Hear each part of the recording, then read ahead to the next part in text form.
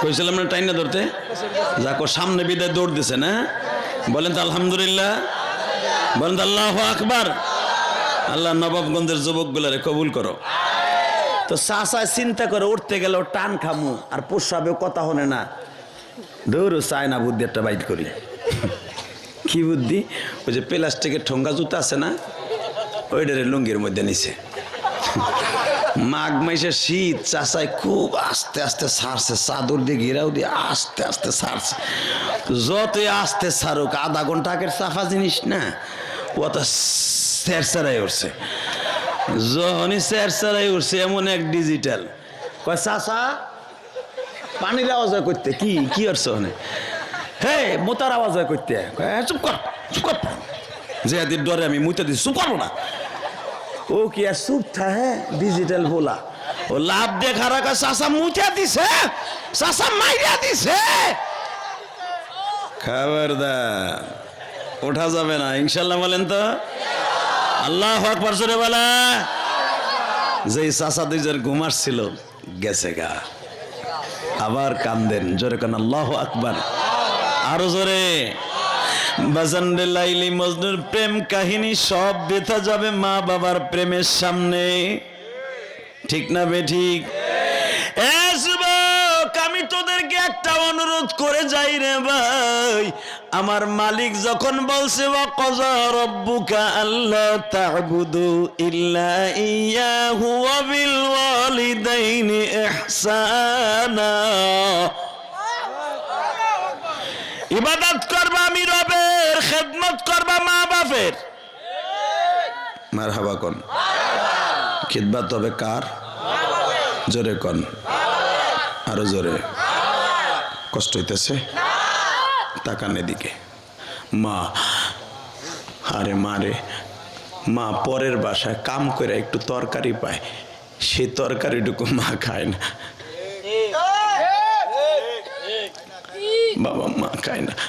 প্রমাণ করে দেখেন যাদের বাসায় কাজের বুয়া আছে, কাজের বুয়া আছে, চুপ, যাদের বাসায় একটু কাজের বুয়া আছে দেখবেন আপনার ওয়াইফ যখন আর একটু তরকারি দেয়, এই তরকারিটা আস্তে করে পলিথিনে পেঁচাইয়ে বাসায় লয়ে যায়। যুবক, হয়তো আজকে তুমি শিল্পপতি হয়ে গেছো বাজান, দাড়ি পাকা বাজান, মনে করে দেখেন তো আজ থেকে 50 বছর আগের কথা। আপনার আব্বা মসজিদে 2 খান জেলাফি পাইছিল, তাই না? ওই জেলাফিটা আব্বা খায় নাই, এখনো খায় না। আগে খাই নাই তোমার আমার জন্য, এখন খায় না নাতিটার লেগা। গেলেই তো কবে দাদা আমার লেগে কি আনছো, পকেটে পয়সা নাই তো, তুমি তো তোমার বাপরে টাকা দাও না। ওই জেলাফি 2টা নাতির হাতে দিয়ে কয় নেও খাও। জেলাফি 2টা নাতি 2টা খায় আর দাদার লেগে দোয়া করে। বাবা আমি জীবনে দাদা দাদি কি আমি দেখি নেই, আমার মতো কপাল পোড়াই ময়দানে কেউ নাই। আমার দাদা দাদি কেমন, আমার জন্মের 5 বছর আগে মারা গেছে। দাদা মারা গেছে 7 বছর আগে আমার জন্মের, দাদি মারা গেছে 5 বছর আগে।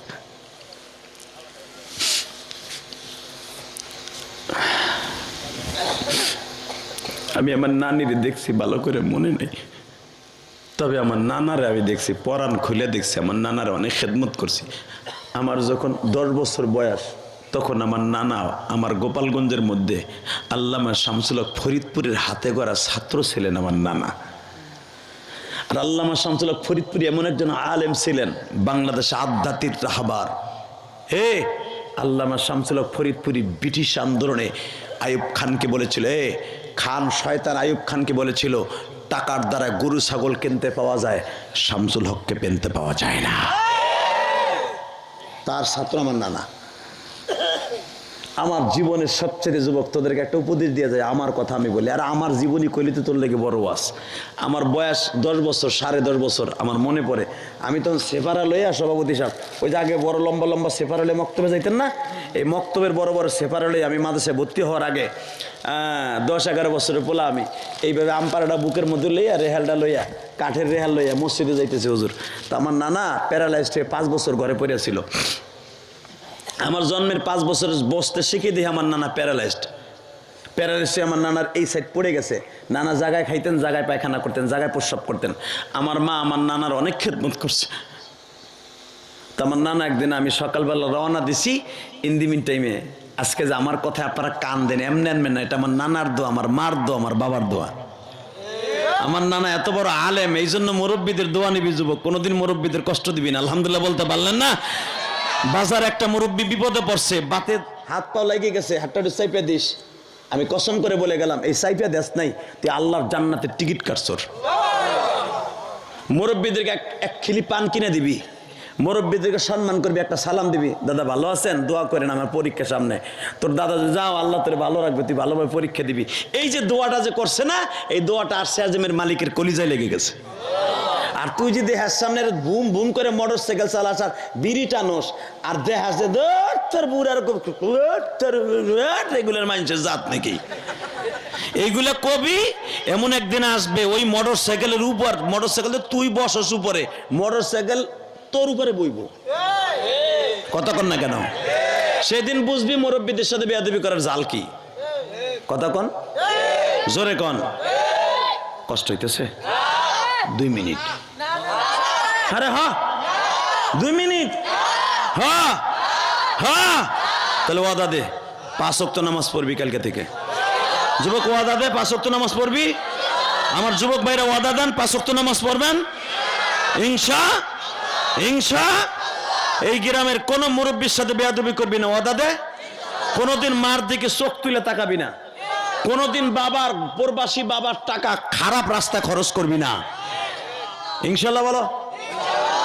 টাকা ওই দিকে। আল্লাহ আল্লাহ কবুল করেন, জোর করে আমিন। আরে ভাই কেউ জরুরত থাকতে পারে, সে যাও, তোরা ডিস্টার্ব করিস না। আল্লাহ কবুল করেন, জোর করে আমিন। আল্লাহ আল্লাহ বলেন লা হাওলা ওয়ালা কুওয়াতা। বাসান রে, আমি বলি যুবক শোন, আমার নানা কইতেছে, নানা ভাই কই যাও? নানা আমি মক্তবে যাই। নানা এটা কথা কই, তোমার আমি আজকে একটা জিনিস দিয়ে যাই। কি দিবা নানা? এদিকে আসো। আমার এক ছাত্র 2টা মিষ্টি দিয়ে গেছিল কালকে। মানে আমার নানার অনেক ছাত্র ছিলেন গোপালগঞ্জ মুর্শিদপুরে, আমার নানার কাছে অনেক আলেম ছিলেন। নানা ভাই আমার এক ছাত্র কালকে মিষ্টি দিয়ে গেছে আমারে। এই মিষ্টি 2টা, আমি 2টা খাইছি, তোমার লেগে 2টা রাখছি। এই 2টা মিষ্টি তোমারে আমি দিমু যদি আমার একটা কাজ করে দাম। বললাম কি নানা? আমার এই প্রস্রাবের যে পাতিলাটা, কারণ আমার নানা উঠতে পারতেন না, মাটির একটা পাতিলা ছিল, এটা প্রস্রাব করতেন, পায়খানা করতেন। তো নানা আজকে মনে হয় কষ্ট হয়েছে, পেটটা খারাপ হয়েছে, পায়খানা প্রস্রাব একটার মধ্যেই করছে। আরে আমার নানা রে, আরে আমার কলিজার নানা, ওইটাই ছিল আমার জীবনের নানা সবচেয়ে বড় দোয়া। নানা ভাই তুমি যদি এই ডেরে ফেলাই দিয়ে আসো না, আমি তোমার আজকে 2টা মিষ্টিও দিব, দোয়াও দিব। আল্লাহর কসম করে বলছি, আল্লাহর কসম করে বলছে, আমার নানা কাইন্দে কাইন্দে বলতেছে, তুমি যদি এই পায়খানার প্রস্রাবের পাতিলাটা ফেলাই দেও না, না তোমার মায়ের আমি লজ্জায় কইতে পারতেছি না, কারণ আমি তো প্রতিদিন তোমার মা প্রস্রাব ফেলায়, পায়খানা তোর ফেলায় না, পায়খানা ফেলায় আর একজনে। তো আজকে তো একটার ভিতরে করে ফেলছি, তুমি একটু এটা ফেলাই দাও। এখন সে বুঝে আমার নানা মানে কি কইছিল। অনেকে কোন ইলিয়াস রহমান জাহেদি বেশি কান্দে। আরে ভাই কান্দার ওয়াজ করতে আল্লাহ নিজেই বলেছে, কথা বলেন না কেন? কান্দার কথা আল্লাহ কোরআনে কয় নাই? কেউ যদি কান্দার বিরুদ্ধে কোনো আলেম কথা বলে, সে সাথে সাথে বেঈমান হয়ে যাবে, ডাইরেক্ট কাফের হয়ে যাবে। সে কোনোদিনও তার আমল, নিজের আমল আসমানে যাবে না। আমার ওয়াজে মানুষ কেন কান্দে জানো? একমাত্র আমার নানার দোয়া, আমার মার দোয়া, আমার আব্বার দোয়া। আমার সাথে বড় বক্তা বাংলাদেশে বড় আলেম আছে, কিন্তু আমার মতো কান্দানো বক্তা নাই। আমি চ্যালেঞ্জ করে বলে গেলাম, এটা আল্লাহর শুকর, এটা আমার ক্রেডিট না, এটা আমার ইলেমের বাহাদুর, এটা আমার মায়ের দোয়া, আমার বাবার দোয়া, আমার নানার দোয়া। আমার নানা বললেন, নানা ভাই এই মাটির সৈরাটা, আপনাদের দেশে সৈরা বুঝেন কিনা জানি না, আমাদের গোপালগঞ্জের ভাষায় সৈরা বলে, সৈরা মাটির পাতিলা। তুমি আমার এই প্রস্রাব আর পায়খানার ভান্ডটা ফেলাই দিয়ে আসো বাজান। আমি আমপাড়াটা এইভাবে নানার বালিশের উপর রাইখা আমি নানার পাতিলাটা লইয়া চলে গেলাম একবারে বাজান ক্ষেতের মধ্যে। প্রস্রাব পায়খানাটা ফেলাইয়া 2টা ইটা দিয়ে ঢাইকা ওই প্রস্রাবার পায়খানার পাতিলাটা বাবা আমি পুষ্করণীর ভিতরে যাইয়া এই শীতের মধ্যে আমি খ্যার দিয়া মাটি দিয়া ডইলা ডইলা পরিষ্কার করিয়া রোদ্রে দিয়ে দিলাম। আমার নানা মনে মনে ভাবছে আমি পাতিলাটা বুঝি শুদ্ধা পায়খানা শুদ্ধা ফেলাই দিয়ে আসছি। আমি চলে গেলাম মক্তবে। আমার নানা আমার বারবার বলতেছে, নানু ভাই পাতিলাটা কি ফেলাই দিছো? আমি মক্তব থেকে আইসা দেখি পাতিলাটা শুকিয়ে গেছে। আমার নানা বলে, নানা ভাই পাতিলাটা কি ভাঙ্গা ফেলাইছো? আমি বললাম, না নানা ভাঙি নাই। কই? রোদ্রে দিয়ে আসছি যেন দুর্গন্ধটা চলে যায়। এই কথাটা বলতে পারি। পাতিলাটা যখন আমার নানার কাছে এনে দিছি, নানা দেখে বাবা পাতিলাটা একবারে পরিষ্কার। নানু ভাই তুমি কি দিয়ে পরিষ্কার করছো? না আমি কাদা দিয়া ডলছি নানা।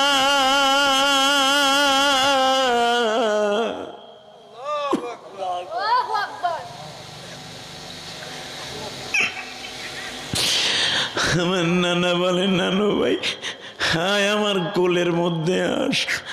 আমি আমার নানার কোলের মধ্যে বসলাম। আমি আল্লাহকে সাক্ষী রেখে বলছি, আমার আলেম ভাইরাই গরিব এই গভীর রাত্রে আমার নানা আমার ওই প্যারালাইজ অবস্থায় আমার কোলে বসাইয়া মিষ্টি দুইটা দিয়া আমার গালে সূরা ইয়াসিনের এক মুবিন পড়িয়া আমার গালে খাওয়ায় দিয়ে বলে, ও আল্লাহ আমার এই নানু ভাইয়ের জবানে এমন দিবা, এমন বরকত দিবা যেন ওর কণ্ঠ শুইনা মানুষ পাগল হয়ে যায়।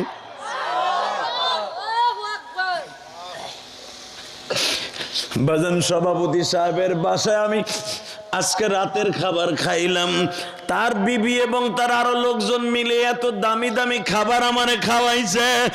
যখন আমি দেখি বাবা 2-3 প্রকার গোশত মাছ দামি দামি খাবার আমার সামনে আসে, তখন আমার নানার কথা মনে পড়ে যায়। আমার নানা বলছিল, নানু ভাই আল্লাহ জানো আমার চাইতে তোমার অনেক বড় বানায়। আমি বাংলাদেশের অনেক জেলায় ওয়াজ করতে গেছি, নানা তোমারে জানো বাংলাদেশের বাহিরে আল্লাহ নেই। বাবা কখন বাসায় আসবে? আসতে দেরি হইলে বাবা বানতে রাস্তার দিকে তাকায় থাকতো। এ যুবক, মার ঋণ কি দিয়ে শোধ করবি? তুই মোটর সাইকেল নিয়ে ঢাকা কলেজে রওনা দিস, তুই বাসায় আসার আগ পর্যন্ত তোমার মা এক লোকমা ভাতও খায় না। তাহলে বলো ওই মায়ের কষ্ট দেয়া যাবে না? ইনশাল্লাহ বলো, ইনশাল্লাহ বলো। وقضى ربك ألا تعبدوا إلا إياه وبالوالدين إحسانا। ও নবী আপনার উম্মতকে বলে দেন আপনার রবের সিদ্ধান্ত ইবাদত হবে একমাত্র রবের। কার? আল্লাহ। জোরে কোন কার? আল্লাহ। ইল্লা ইয়াহু ওয়া বিল ওয়ালিদাইনি ইহসানা। ইবাদত হবে রবের, খেদমত হবে মা বাপের। কথাটা কে বলেছে? আল্লাহ। মন খারাপ, কষ্ট হইতেছে, ঘুমাইছে, ওই 2 চাচা মাঝখানে ভাই এই যে ফার্মের মুরগির মতো জিমাইতেছে। হে কি ব্যাপার, খেতার মধ্যে কি চাষি ঘুমাইতে দেয় না ঠিক মতো? ওয়াজের মাঠে ঘুমান কে চাচা? আল্লাহু আকবার জোরে বলেন তো দেখি। হে ওয়াজের মাঠে যারা ঘুমায় আমি মনে করব তার ইমানের দুর্বলতা আছে। এই চাচা চার দোকানে বইয়া 3 ঘন্টা হুজুর গো বদনাম কয়। হালাকে ওই চাচা ওয়াজে আইয়া এই যে ফার্মের মুরগির মতো মনে হয় রোগ হইছে, বাঘ ফু হইছে, বাঘ ফু। এমন লোক এখানে আছে আসরের নামাজ পড়ে ইমামের পিছনে পড়ে মসজিদের কোনায় বইয়া 2 বুড়া অথবা 4 দোকানে বইয়া তসবি টিপে আর কয় ইমাম রে মেলা দিন রাখা হয়ে গেছে, হ্যাঁ পেট অনেক কুলচি নেমে গেছে, তসবি কিন্তু ঘুরতাছে, হ্যাঁ তসবি কি ইমামের পেট বড় হয়ে গেছে। এরম লোক আছে না নাই? জোরে কন। শোনেন একটা দামি কথা করে দিয়ে, আর জীবনে এই বিলের মধ্যে আসার নিয়ত নেই। আরিয়াল খারবিল না কি কয়, আরিয়ার বিল, এইটার মাননীয় প্রধানমন্ত্রী সাবেক পালানো মন্ত্রী প্রধান, পালানো প্রধানমন্ত্রী, উনি চেয়েছিলেন এটা এয়ারপোর্ট বানাইতে। কথা কন, পারে নাই।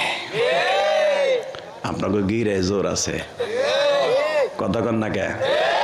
ওই চাষারাই বড় বড় কোদাল লয়ে রাস্তায় নামছিলেন, কারণ এটা আমাদের বাপ দাদার জমি, এটা কোনোদিন আবাদ ছাড়া কোনো কিছু বানাইতে দেব না। কি চাষা উঠতে করতে তো গেছিলে সেদিনকে থোড়া বাস লইয়া, মারহাবা বলেন। এটা হাসাইলাম যেন এই চাষা দুইটার ঘুম জায়গা, এই লেগা। ইনশাল্লাহ বলেন তো, আল্লাহু আকবার জোরে বলেন। তাহলে কোন আলেমুল আমার বদনাম বলবেন না, ইনশা ইনশা। রাজি আছেন না? বদনাম বলবেন না তো? হ্যাঁ, বদনাম বলবেন কার জানেন? যারা জালিম, কাউয়া কাদের মতো যারা জনগণের টাকাকে চুষা খাইছে, আনিসুল হক আইনমন্ত্রীর মতো যারা মানুষের উপর স্টিম রুলার চালিয়েছে,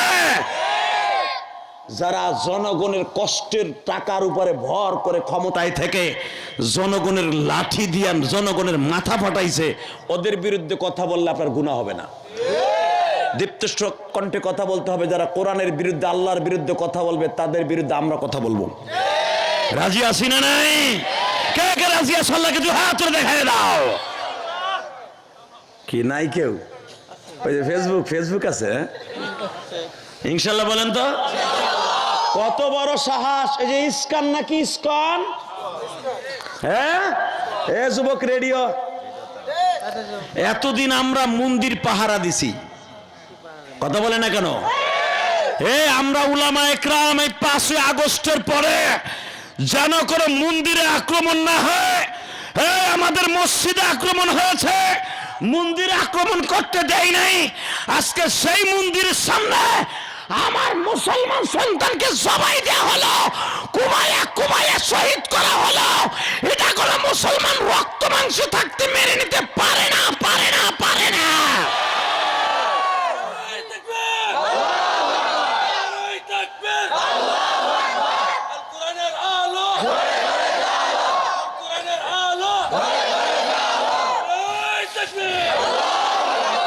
এই যুবক, তোর মতো একটা টকবগে যুবক ছিল এই শহীদ আলিফ, কথা বলে না কেন? এই আলিফ মাহমুদ ছিল তোর মতো টকবগে একটা ন্যায় নিষ্ঠার অ্যাডভোকেট। ওর কাজই ছিল, যারা ওর কাজ ছিল ওই ফাইলগুলা সে ডিল করতো, ওই মামলাগুলা লড়তো যারা নব মুসলমান, নতুন মুসলমান হয়েছে তাদের পক্ষে। ও রক্তর বিন্দু মাত্র রক্ত দিয়া হলো চেষ্টা করছে তাদের মামলায় জিতাইতে।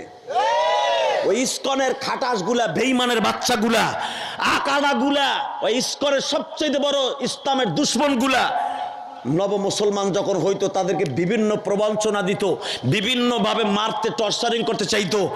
এই আলিফ তাদেরকে উৎসাহ দিয়া, টাকা দিয়া, পয়সা দিয়া, বিনা পয়সায় তাদের কেসগুলো লড়তো এবং এফিডেভিট নামা ও নিজে করে দিত। এইটা ছিল এই ইস্কনের সবচেয়ে বড় শয়তান। যারাই মারছস, বাংলাদেশের মানুষকে চিনোস না, কথা বলেন না কেন? আরো জোরে বলেন, বাংলার মুসলমানরা চিনোস না। এরা পাকিস্তানি হানাদার বাহিনীদেরকে কুত্তার মতো এই দেশ থেকে পিটাইয়া খেদাইছে। দরকার হয় আবার ইস্কনের প্রত্যেকটা বেঈমান গুলাকে বাংলা সারা করবে, কুত্তার মতো পিটাইয়া কে রাজি আছো? আর একবার আলে বলে হাত তুলে দেখায় দাও।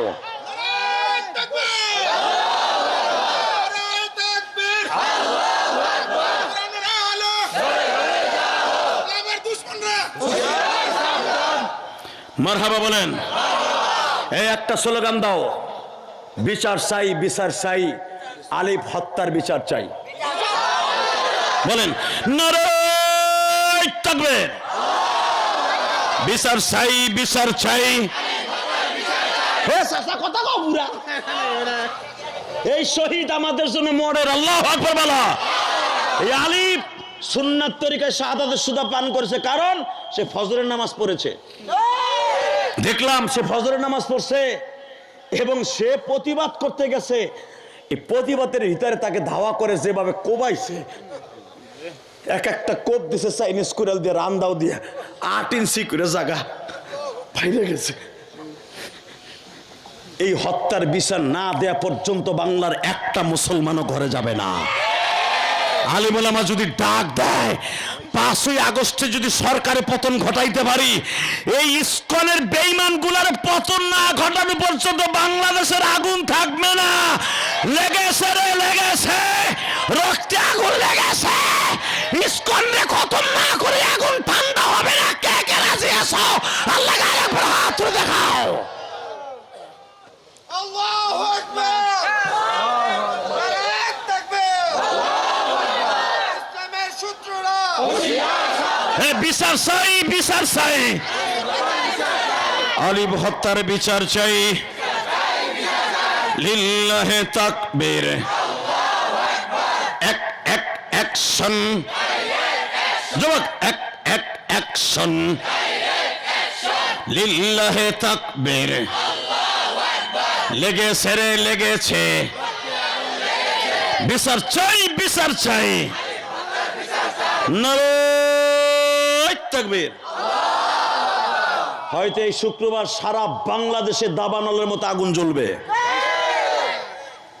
কেন আমার কলিজার ভাই কি অন্যায় করেছিল?